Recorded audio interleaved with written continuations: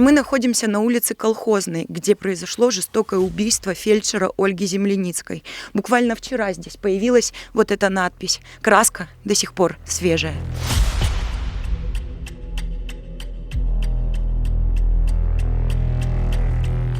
Женщина вышла вот из этого дома. Здесь она жила. И прошла около 100 метров до соседнего дома, чтобы оказать помощь своему соседу. Там произошла жестокая расправа.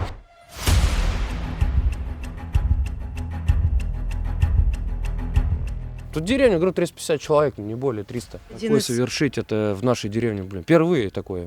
И в шоке все, вся деревня в шоке.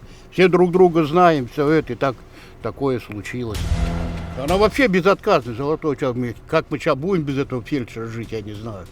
И самому плохо вот бывает, что позвонишь, она тут же придет, уколы наставит, и все. И здесь вот по своей доброте, 1:30 ночи пошла одна туда, и все. И так. Все в шоке в деревне от ее. Сейчас без ее не знаем, что делать.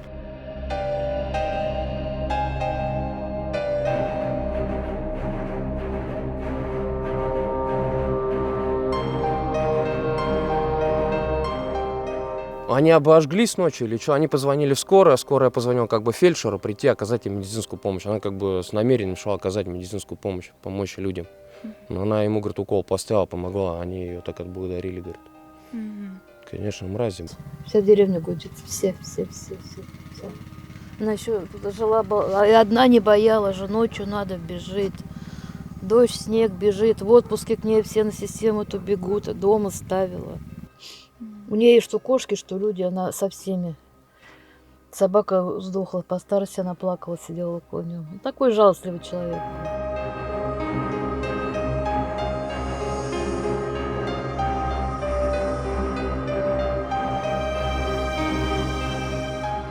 Голова у нее вся разбита. Вся голова в крови. Но если они были обкурены, какой может быть конфликт? Если у них крыша ехала, если они дома поджигали, там, это какой? Может, она что-то могла сказать? Зачем поджигаете там? Или что-то же она могла им сказать? Но они сказали, ничего не помню, мы все пьяные были, и все. Упали, уснули, утром встали. Она обычно, если на работу, у нее дверь уходит, у нее дверь закрыта, а тут открыто. Я говорю, ну... Пришли, а у нее телефон дома, все открыто, настежь, свет горит, как бы, ее нету.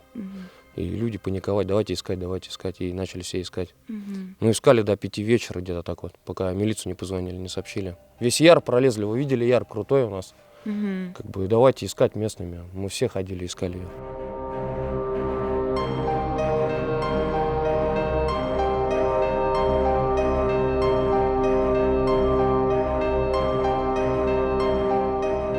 Ну, нашли они уже вечером, поздно было, 11 часов вечера где-то это было. Ночь уже как бы начиналась. Темнота стояла, вот они ее тогда нашли. Один сознался из них.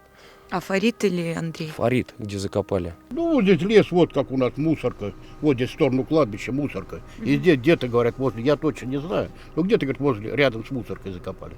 Они подумали, что, может, ее искать никто не будет, как бы, но это как они думали о себе. Если они бывали, потеряются неделю, их никто не знает, не видит, как бы. Они уйдут где-нибудь там, курнут или что, выпьют, не знаю. И пропадали, и как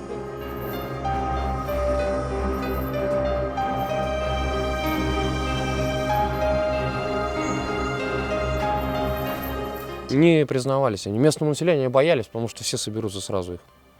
И они начали скрывать, что до последнего, пока милиция их не раскрутила по полной. Я вам больше скажу, в его случае надо молить, чтобы его закрыли под стражу. То есть местные его убьют, да? Я вам гарантию могу дать. Вчера, я говорю, народу очень много собралось. Вчера под 50 человек это было народу здесь. Следственный комитет их закрыл сразу машинами. Не дали подпустить. Люди нервные, пытались его растерзать. Самосуд. Все-таки вывода такое. Чуть полицейские патроны не начали применять. Много чего было, выкриков. И матов много, и, конечно. Всяко обзывали. При проведении экспертизы осмотра трупа Земляницкой установлена смерть носила криминальный характер. Умышленно силой нанес ей многочисленные удары не менее 7 кулаками в область жизненно важных органов. Войтковичу было предъявлено обвинение в совершении преступления, предусмотренного частью 1 статьи 105 Уголовного кодекса Российской Федерации. Обвиняемый вину в совершении преступления признал в полном объеме, дал по обстоятельствам совершенного преступления признательные показания. Вот этот Андрей, он в боевых действиях где-то участвовал в Чечне, а Фарид, он МЧСник. Да. Он по МЧСской части ушел на пенсию, что-то в 40 лет. Ничем не занимались, болтались. Не работать нигде, ничего, как бы не работали они.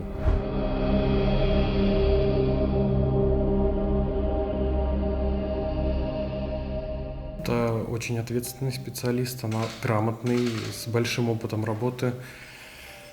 Только положительные впечатления и со стороны жителей. Про меры безопасности, к сожалению, мы не можем со стороны больницы никак обеспечить. Это полномочия правоохранительных органов.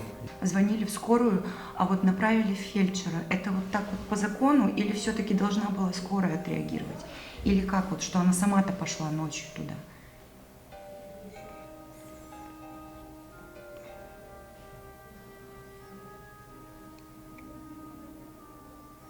То есть как должно было быть? Или это все вот так по правилу? То есть, что? У нас по правилам такое обслуживание вызовов.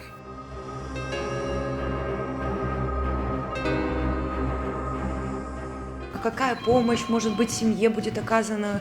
Уже оказали помощь. Жители скидывают средства на карту, либо наличными деньгами на фонд похорон.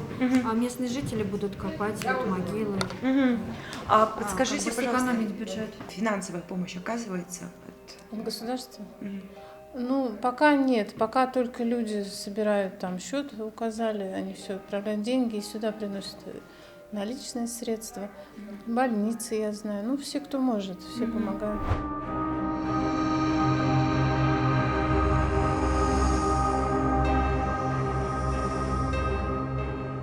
Ольга была хорошим человеком, непростым, но хорошим человеком.